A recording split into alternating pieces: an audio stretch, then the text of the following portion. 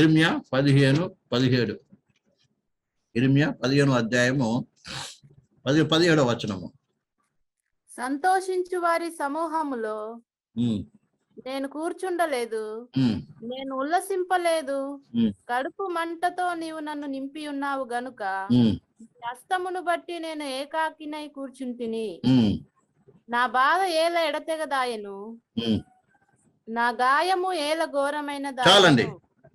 ఇక్కడ యిర్మీయా భక్తుడు, యిర్మీయా ప్రవక్త దేవుని ఆత్మతో, దేవుని అభిషేకముతోను, తర్వాత దేవుని మాటలతో ఏమై ఉన్నాడు? ఆయన నింపబడిన వాడుగా ఉన్నాడు. అర్థమవుతుందండి? నింపబడిన వాడుగా ఉన్నాడు. అర్థమైందండి? ఇతని హృదయంలో ఏం నింపబడి ఉంది? దేవుని వాక్యముతో నింపబడి ఉంది. దేవుని యొక్క వాక్యపు మంట చేత నింపబడి ఉంది ఆయన హృదయము. అందుకే ఈయన ఎలా ఉన్నాడంటే ప్రేమారా, ఏం చేస్తాం? ఆయన ప్రత్యేకంగా ఉంటున్నాడండి. ఈయన ప్రత్యేకత ఎలా ఉంది తెలుసా? అందరితో పాటు సంతోషించడానికి, ఆయనకి అందరితో పాటు సంతోషించడానికి, సంతోషించే గుంపులోనికి వెళ్ళటానికి ఏం లేదు,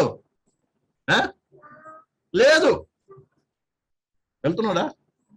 నీవు నిజంగా దేవుని ఆత్మ చేత, దేవుని వాక్యము చేత, దేవుని ఉపదేశము చేత నింపబడిన వ్యక్తివైతే, అర్థమైందా?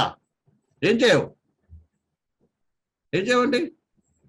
నీలో సంతోషము కాదు కదా, నీ హృదయం దేంతో నింపబడి ఉంటుంది? హృదయ భారముతో నింపబడి ఉంటుంది. అనేక నశించిపోతున్నటువంటి ఆత్మలో కొరకు ఏం చేస్తుంది? కన్నీరు చేత నీ హృదయం నింపబడి ఉంటుంది. అలాగే పాపాన్ని ఖండించాలంటే స్వభావంతో ఉంటుంది నీ హృదయము. ఇప్పుడు మనకి రేపు జనవరి 1 వస్తుంది కదండి.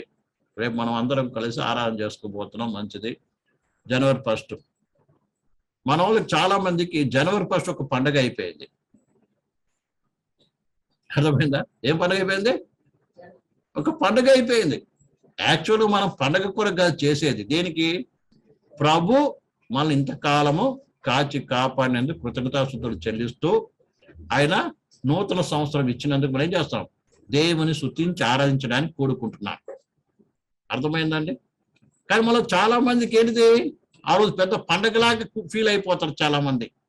అందుకేం చేస్తారండి, క్రిస్మస్కి చేయని వాళ్ళందరూ కొత్త బట్టలు ఎప్పుడు కట్టుకుంటారు? జనవరి కట్టుకుంటారు, కొత్త బట్టలు తీసుకుంటారు, పెద్ద హంగామా చేస్తూ ఉంటారు. అంటే ఏముంది వాళ్ళకి? మొత్తానికి సంతోషించడానికి ఒక దినం కావాలి, ఏదో రీతిగా పండగ కావాలి. మళ్ళీ ఏమన్నా మేము క్రిస్మస్ చేయమండి, అది అన్యుల పండుగ. ఇదేం పండుగ? క్రిస్మస్ పండుగ ఏ పండుగ? జనవరి 1 ఏ పండుగ? క్రైస్తవుల పండుగనా? బాగా అర్థం చేసుకోవాలి. ప్రభు నీ హృదయాంతరంగం చూస్తున్నాడు. నువ్వు దేని సంతోషిస్తున్నావో ఒక విశ్వాస దేంతో నింపబడి ఉండాలి? దైవ వాక్యము చేత, దైవ ఉపదేశము చేత, దైవ చిత్తము చేత ఏం చేయాలి? నింపబడిన వాడుగా ఉండాలి. అప్పుడు ఈ లోకాన్ని చూసినప్పుడు ఏమొస్తుంది తెలుసా? బాధ కలుగుతుంది. విందు వినోదాలు చూసి సంతోషపడవు.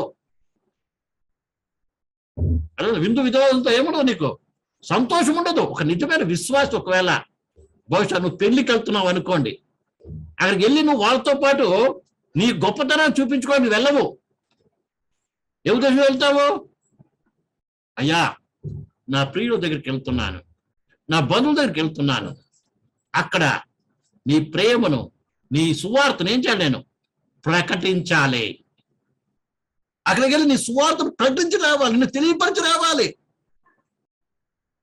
అన్న ఉద్దేశం వెళ్ళాలి. కానీ వాళ్ళ దగ్గరికి ఏదో తిని తాగి సంతోషించడానికి కొరకు కాదు, లేకపోతే మన యొక్క ఇక్కడ చర్చిలో చూపించుకోవాలి వేషం అంతా అక్కడ చూపించుకోవడం కాదు. అర్థమైందండి? యిర్మీయా భక్తుడు ఏం చేస్తాడు? దేవుని వాక్యం చేత నింపబడి ఉన్నాడు. ఇజ్రాయెల్ మీదకి ఏవో భయంకర ఉగ్రత రాబోతుంది, ఆ విషయం మీద బాగా తెలుసు. అందుకేమన్నాడు? నేను విందు వినోదాల్లో వెళ్ళి సంతోషించలేకపోతున్నాను. వాళ్ళతో కూడా ఏకమిత్రులేకపోతున్నారు. ఎందుకంటే వారి దగ్గరికి పోయి చూసినప్పుడు వారందరూ కూడా ఏ స్థితిలో ఉన్నారు?